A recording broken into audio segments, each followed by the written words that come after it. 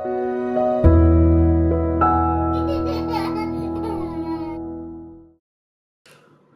guys, back again with me Austin from Avoid Heart. Today I'm going to share to you something that's a little bit different than usual.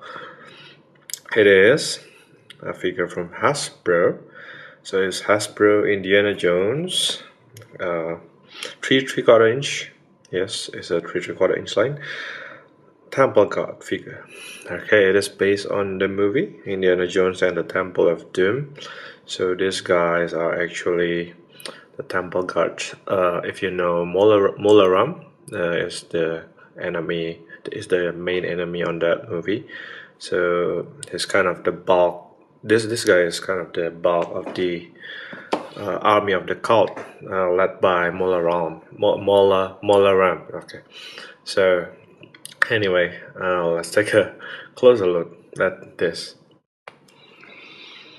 Okay, so this the face. Let's take a look at the face. I think what is cool from this figure, just briefly looking at it, it looks like a very cool assassin design. It reminds me, a manga called Berserk. If you know Berserk, anyway, there's an assassin clan, just who will look just like this, with the face paint. Anyway, that's just intermezzo. Anyway, so look at the mold. The paint on the eyes can be improved. Okay. Anyway, it's not the best the one we have, but actually the face paint is not that bad. Okay, see the face paint, that red hint with the white lining as well. And then this whole piece, covering his head and the mouth, is actually one whole piece. Okay, so there's no head or piece that we can take it off. It's okay with me. So there's this piece as well. It's quite solid. It's not really bendy, but yeah, still flexible. Nice mold on this one. Okay. Yeah, I guess it looks okay. Like half a ninja. Anyway, yeah, again, the paint on the eyes can be a bit better, but otherwise the mold is okay. I get all the wrinkles here and there. I think it's cool. Now there's this piece here, which is holding the guitar. I'll just take it out for now. Okay, so it fits nicely. And it looks okay, I guess. The mold is okay. The mold is nice. The skin tone is okay as well, because it's somewhat similar. I like the wrinkles. It's all molded basically. All these pieces are molded, which is okay. The belt, I like the detail here on the buckle. It's really cool in my opinion. See, even how small that is, but they still somehow put a little bit of hole, to get the impression of the design of the belt. So I appreciate that, and then this belt is, I think it's glued or molded. It's very tight, by the way, and you have the sword kind of hanging in this part, which is molded as well. And then this whole part is molded. Yeah, it's kind of final, but not really soft, so it's quite sturdy or quite subtle in a way. So that's what's inside, just black with a bit of detailings. I appreciate any kind of detailings that I can have. Okay, but this piece, unfortunately, it may hinder the articulation, which I'm going to share to you later on. But that's the actual character is, I think, in the movie. If I could remember, yes, this is how it is supposed to be. So, well, there's always plus and minus, using molded plastic or just soft goods. Sometimes soft goods is a lot better for articulation, but sometimes if the execution is not that right, it may look bad. But so, yeah, depend on your preference, really. Okay, nothing much down there. The boots is just normal, just like that. Okay, now the articulation, the head is on ball joint, so let's try if there's any upward downward movement. It's a bit hindered by this piece, but that's okay. You can rotate it around. Okay, 360, so that's good. A bit to side as well. This movement here, you can rotate it, swivel. Basically you can rotate it. The arm is on ball hinge joint, so you can see the hinge there. That's the upward extension. Then let's move it to the back for backward extension. That's the extension. That's quite good actually, not that bad. Elbow, you can bend this much, not a full 90 degrees, but that's cool enough in my opinion. You can rotate it, and there's articulation in the wrist. You can rotate it around. Okay. What else? So this is the joint. On the thigh is the same joint with the old Star Wars figure, the pivot joint. So because of the molded part here, the soft but not so soft, kind of subtle piece, you cannot really make a front kick, because basically there's no movement. See, even here it's already blocked. If you want to give more, maybe you can cut a little bit here.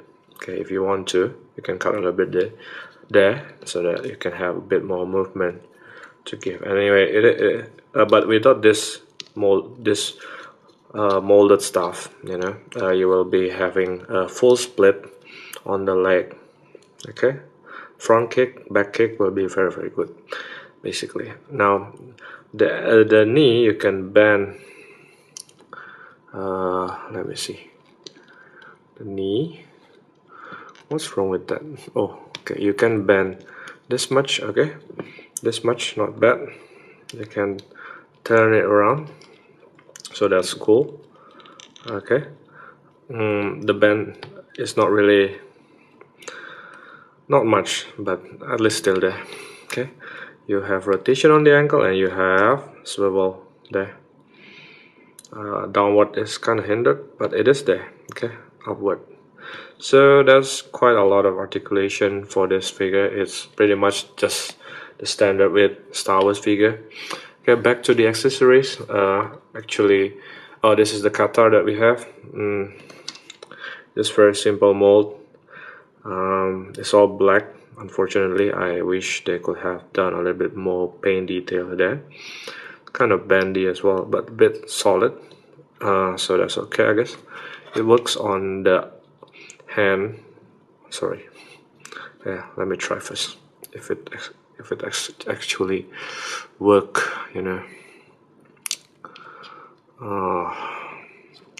Oops. Somehow it doesn't really work. I don't know why. Okay, that's pretty much what I can do, That's not how Qatar is supposed to be used, unfortunately. I wish they can do better with the Qatar. So that's pretty much what I can do with the Qatar at the moment. You cannot put the whole fingers, all the fingers inside. You just be able to put two of the fingers, the two fingers here instead of the four, and then you can stuck it just before the thumb. So that's good enough in my opinion. I'm not sure if this is meant to be like that, because in my imagination right now it's supposed to be able to handle the four fingers. So I may be wrong. Okay, correct me if I'm wrong in the comment below, but anyway, it's still working, so that's cool enough. You can just put it back in there into okay. So that's cool. This part, okay, the sword is all painted in this silver color.